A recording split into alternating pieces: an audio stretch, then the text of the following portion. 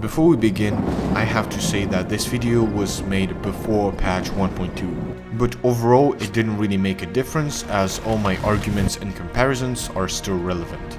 Also, this video is simply an extract from a major Stalker 2 review I'm working on, so consider this something like a trailer or a teaser. Let's compare every single mutant one by one, and believe me, there are things to see. Blind dogs are one of the most common mutants of the zone. They usually travel in packs and prefer to use a hit and run tactic, by biting the enemy and then running away. To be honest, it was quite difficult to remake those enemies poorly. Dogs attack just like their old versions, travel in packs and have rather low health. However, they lack some small features that were present in other games. These features are the same for every mutant of the zone, and it really shows the immense lack of detail in Stalker 2. My main criticism of the mutants in Stalker 2 is that they just don't interact with their surroundings. They appear as NPCs that were just spawned in with the sole purpose of hindering the player's progress. Every single mutant in previous games had its own unique idle animation. When a mutant was outside of battle, he would just chill. Chimeras would scratch their necks, Snorks would look around for new victims, and dogs would sniff the air to find nearby prey. This made mutants feel more alive.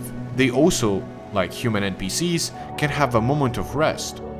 This feature was also beneficial as it could indicate if the mutant spotted you or not. Another feature I really liked about mutants in Stalker is how they react to pain. Let's take blind dogs for example. When a dog receives a certain amount of damage, it starts to limp around.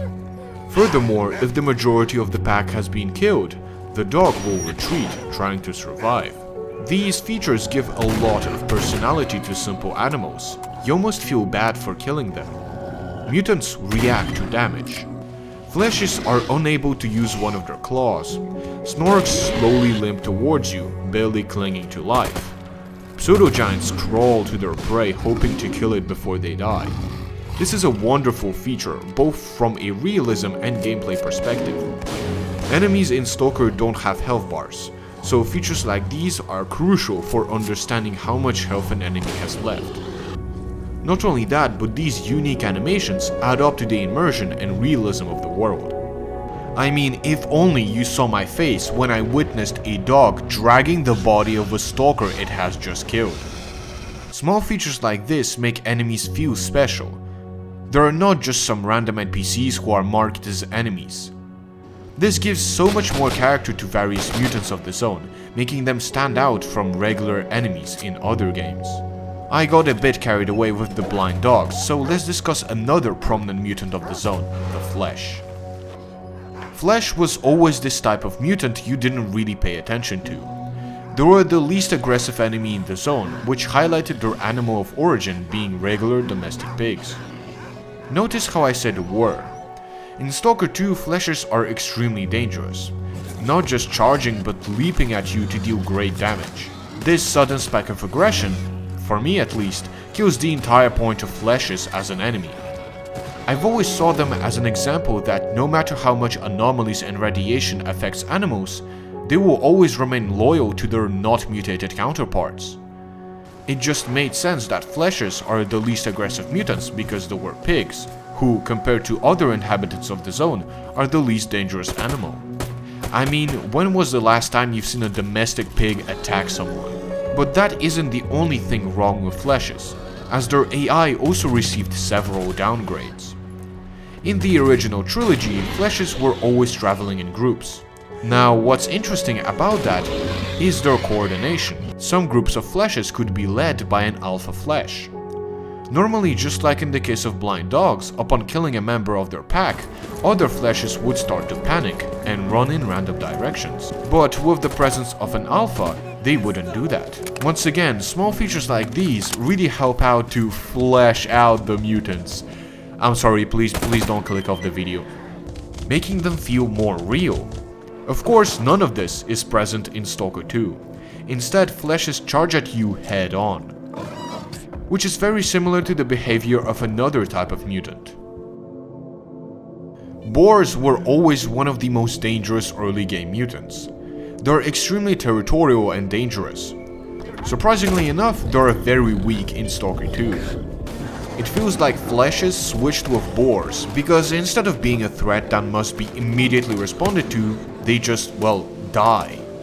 Mutant health is another major balancing issue in Stalker 2 that somehow hasn't been fixed yet. Every mutant who can be considered as stronger than average is a complete bullet sponge. And I'm not talking about Pseudogiants or Chimeras. Even Bloodsuckers and previously mentioned fleshes eat buckshots like it's nothing. Now, this problem was apparent by simply playing the game. But after completing the original trilogy, after playing Stalker 2, I finally get what the problem is. Mutant health varies depending on the difficulty. In previous games, the health of mutants stayed more or less the same on all difficulties. This made the game more consistent, but also made sure everything is well balanced. Overall, on higher difficulties when fighting mutants, the main worry was their tremendous damage in exchange for rather low health. If you knew how to dodge the mutants and were careful, you would win the fight. In Stalker 2, mutants have way too much health and almost undodgeable attacks. The funniest part is that on day 1 after Stalker 2 released, Grok himself made a mod to decrease enemy health. Then, by sheer coincidence, the next patch decreases every mutant health, except the strongest mutants like Pseudogiants and Chimeras. This has to be the worst decision in video game history. The biggest bullet sponges haven't been nerfed. Now, I knew the mutant health was bad, but I didn't know it would be this awful. A gauss rifle shot insta-killed a Pseudogiant in the previous games, so I decided to do the same experiment. One gauss rifle and one Pseudogiant.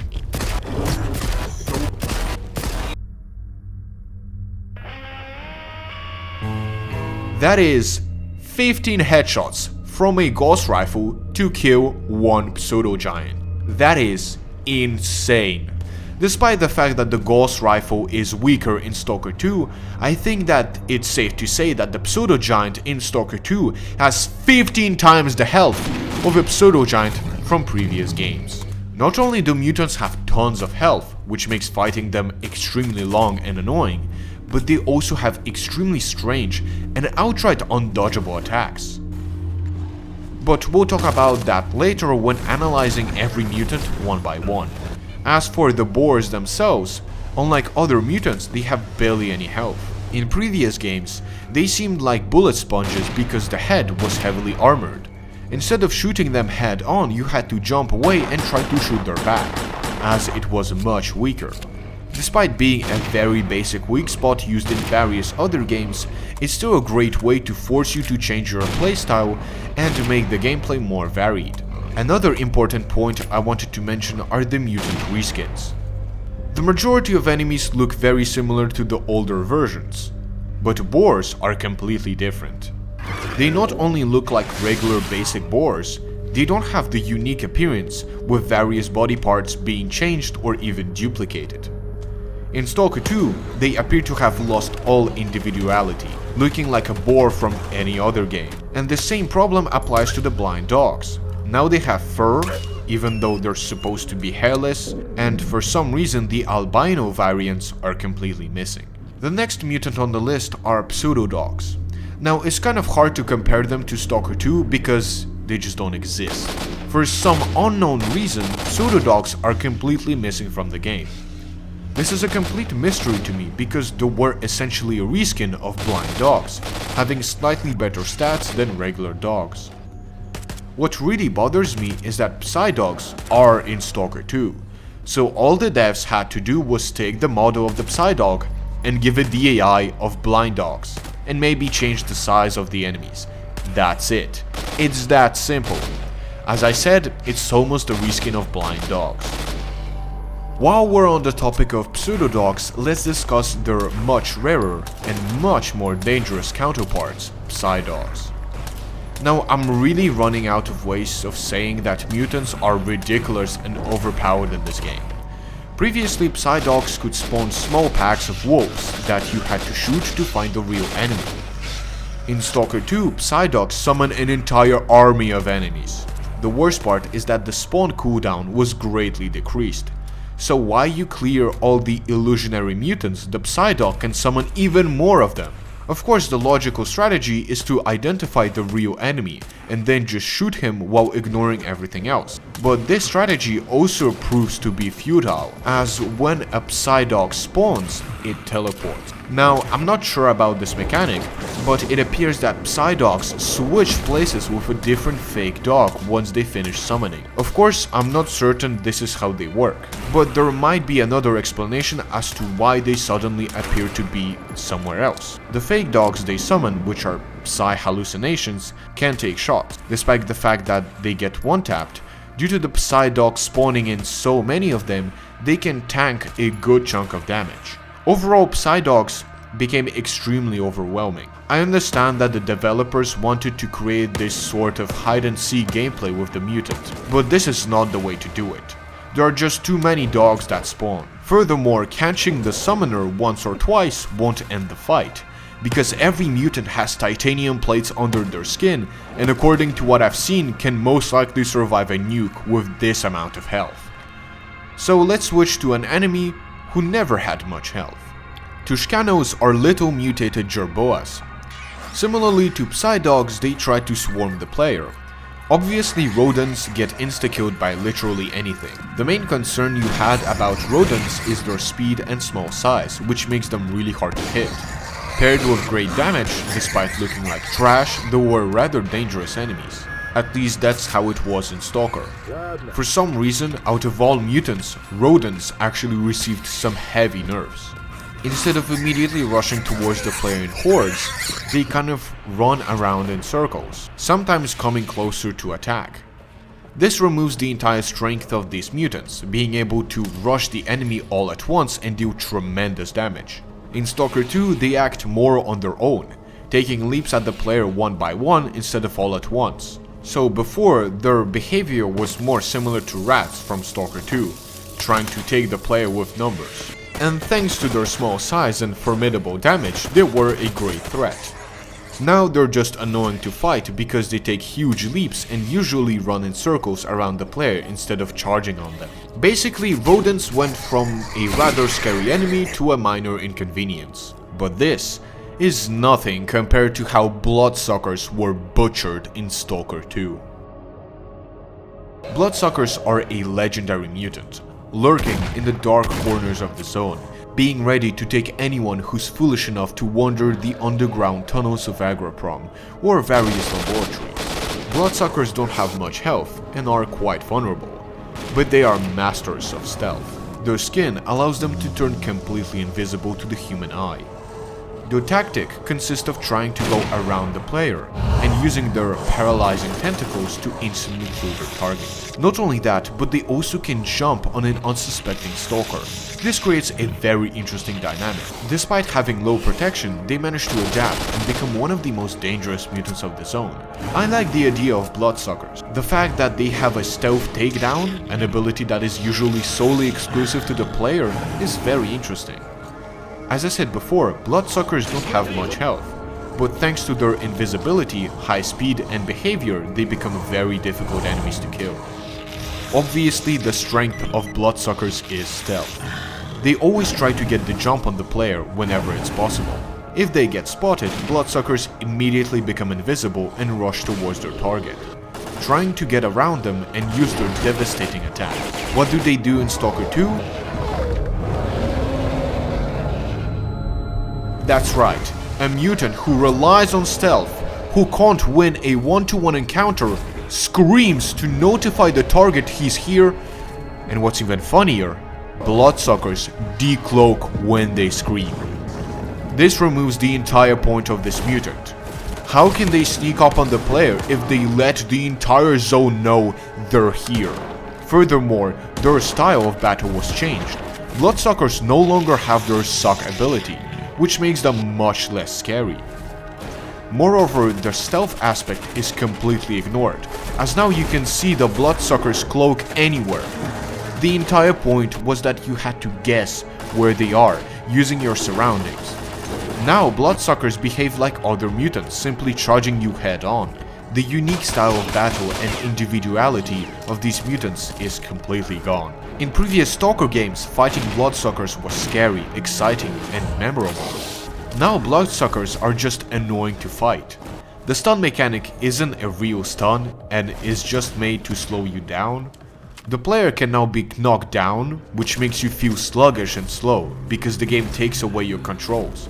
In the end, Bloodsuckers just became another basic enemy with lots of health and a unique cloak skill that's completely useless. This is the most popular mutant in the game, who was loved for his strength, creepiness, and unique style of battle.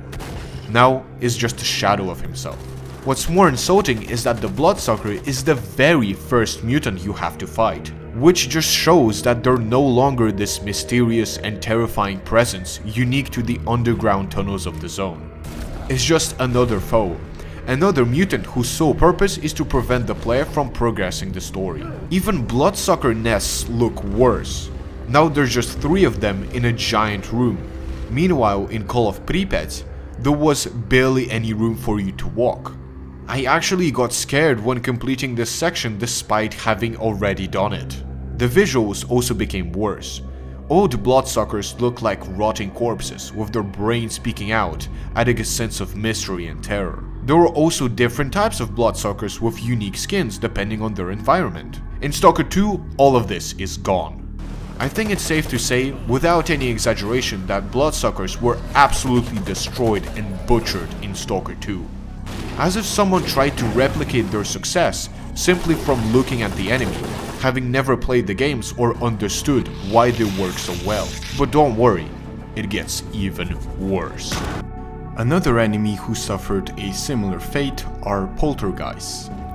These enemies were even more mysterious than Bloodsuckers, mostly because they only appeared in underground laboratories, and some of them, like Pyrogeists, were encountered only once during a playthrough. This air of mystery created a great fear of the unknown that persisted while fighting the enemy. Upon entering the Poltergeist's range, your screen changed color, making it harder to see and understand what's happening. But the scariest effect of the Poltergeists were his telekinetic abilities. As multiple objects began floating in the room, you didn't know which one will attack you first. In addition, older versions of Poltergeists attacked much faster than in the sequel, and this is the main problem I have with Poltergeists in Stalker 2.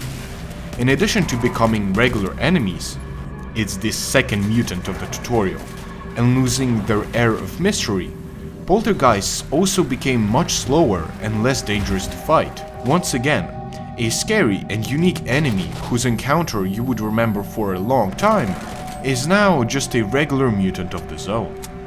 One enemy who brings more pity than hate are zombified stalkers. Upon suffering severe brain damage due to long-term psi exposure, they lose all signs of intelligence. Only sometimes can you hear them mumbling something about their past life.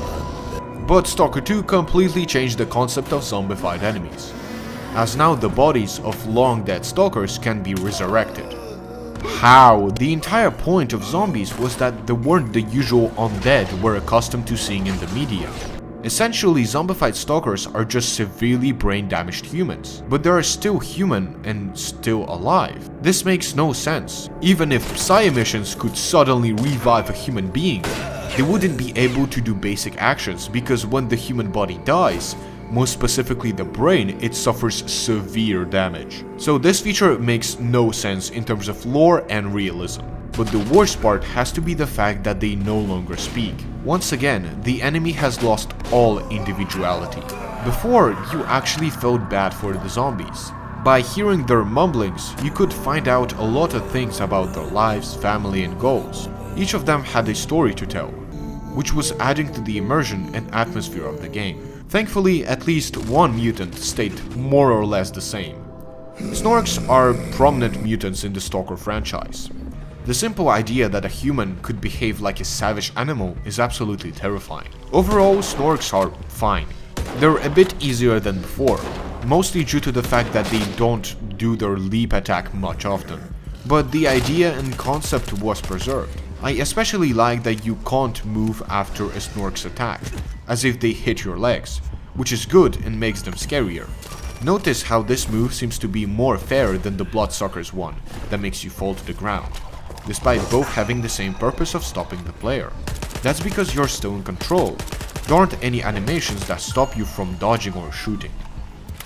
Speaking of animations, let's talk about the controller, or at least what's left of him. The controller was one of the most terrifying enemies in Stalker, let alone his introduction in every single game was bringing fear.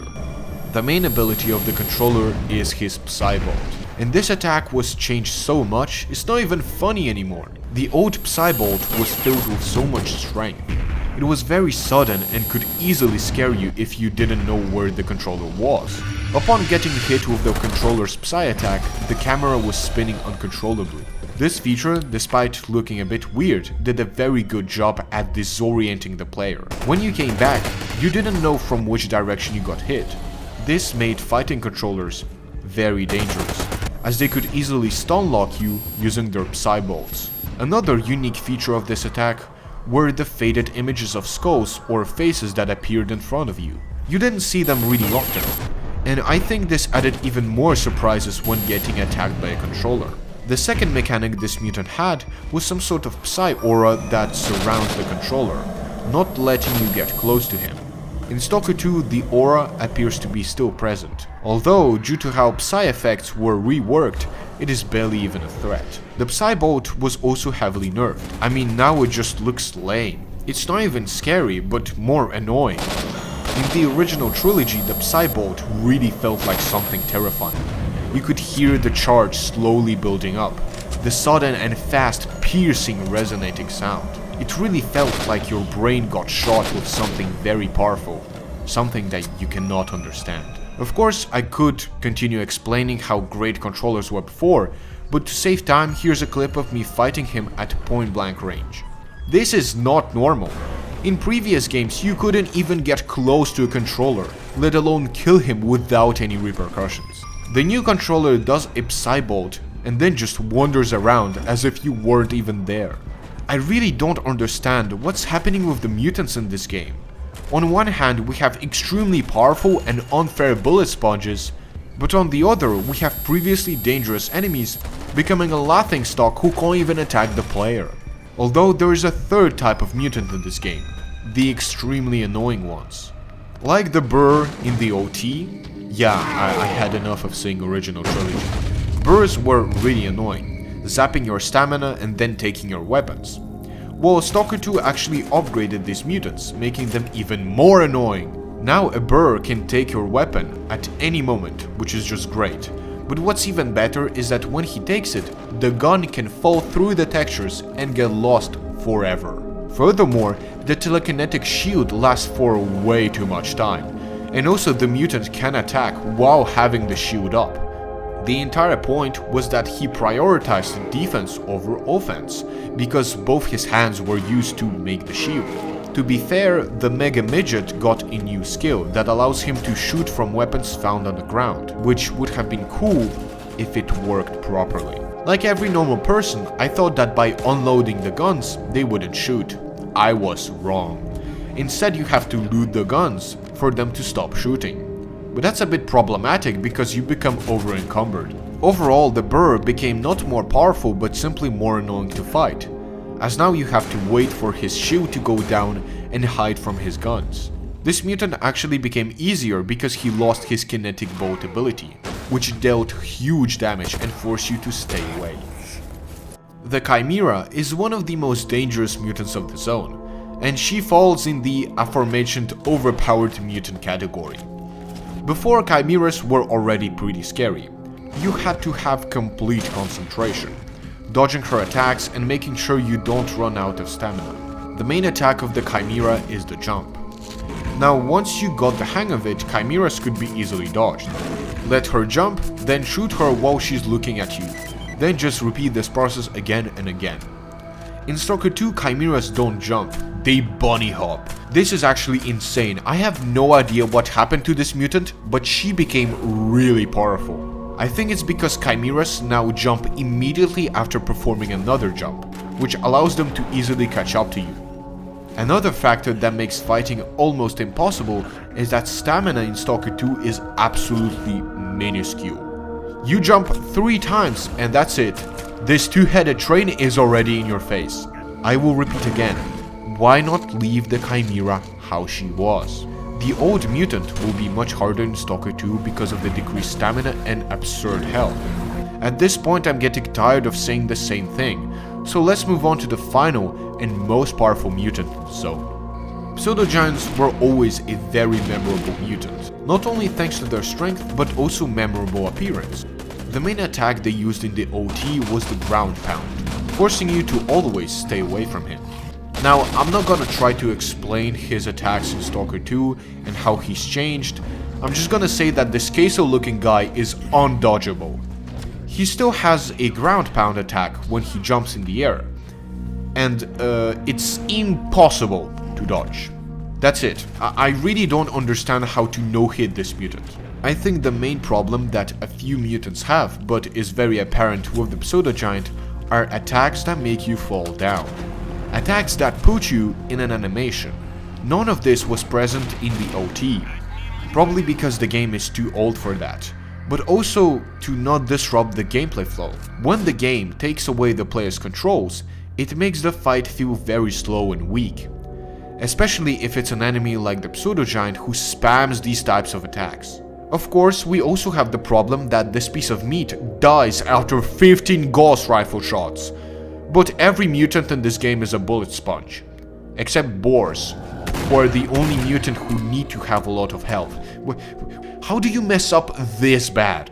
So, to recap everything I said in the past 6 pages of script, the mutants in Stalker 2 are horrendous. They have lost all sense of uniqueness and individuality.